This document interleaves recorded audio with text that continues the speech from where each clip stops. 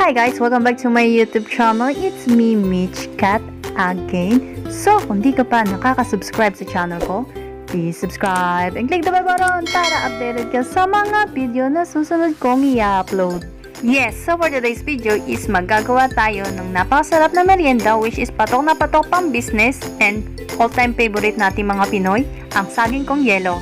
Isa na namang masarap na merienda, patok pang business, swak sa budget, at syempre madaling gawin. So ano pang hinihintay natin guys? Simulan na natin siya in 3, 2,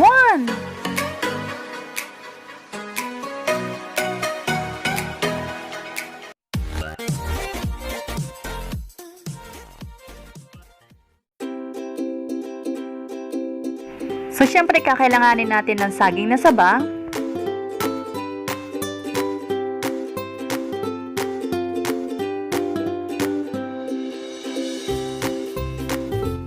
once na natanggal na natin yung balat ng ating saging, pwede na natin siyang i-cut into 3 pieces.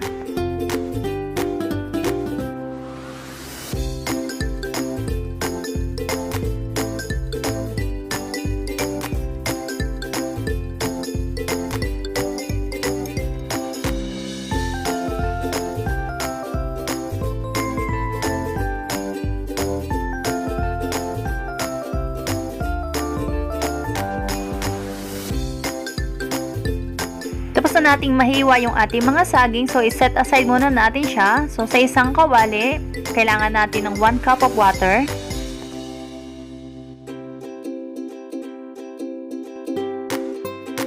Six spoon of brown sugar.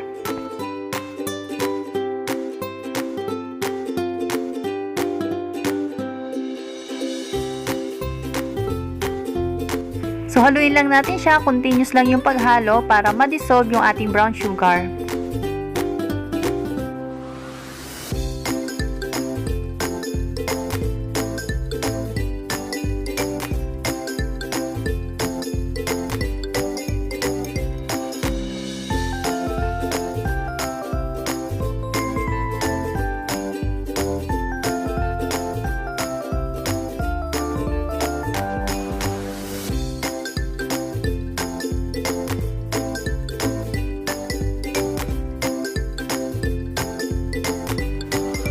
So, once na kumulo na yung ating mixture, pwede na nating i-add yung ating butter. So, I use 2 small slice of butter.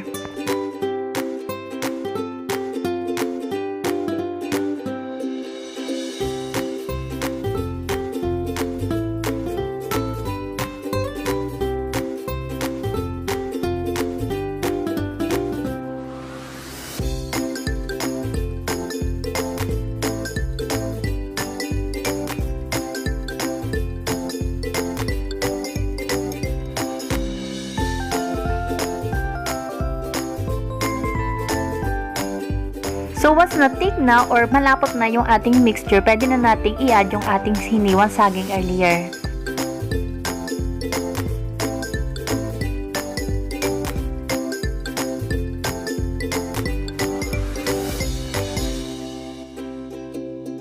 Iwasan nating haluin ng haluin para hindi malapsak or masira yung ating mga saging.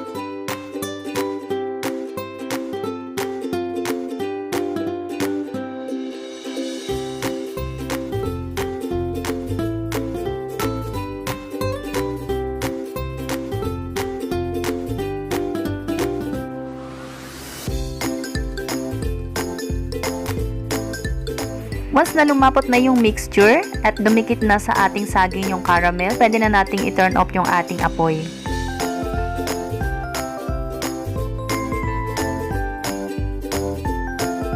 So now in one bowl, pwede na nating i-transfer yung ating mga saging.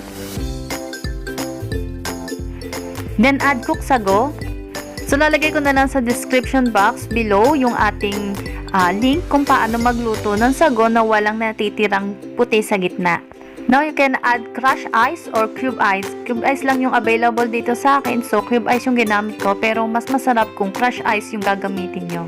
And now syempre lastly yung ating evaporated milk. Mas marami, mas creamy, mas masarap. So depende sa inyo kung gaano kadami yung ilalagay yung evaporated milk. And now we're done. Meron na tayong masarap na pangmeryenda. And then syempre kung gusto nyo ipang business, pwede kasi super dali lang gawin. And syempre yung mga ingredients niya is talaga namang sulit na sulit. So patok na patok pang business. Ang ating saging kong yelo on the go.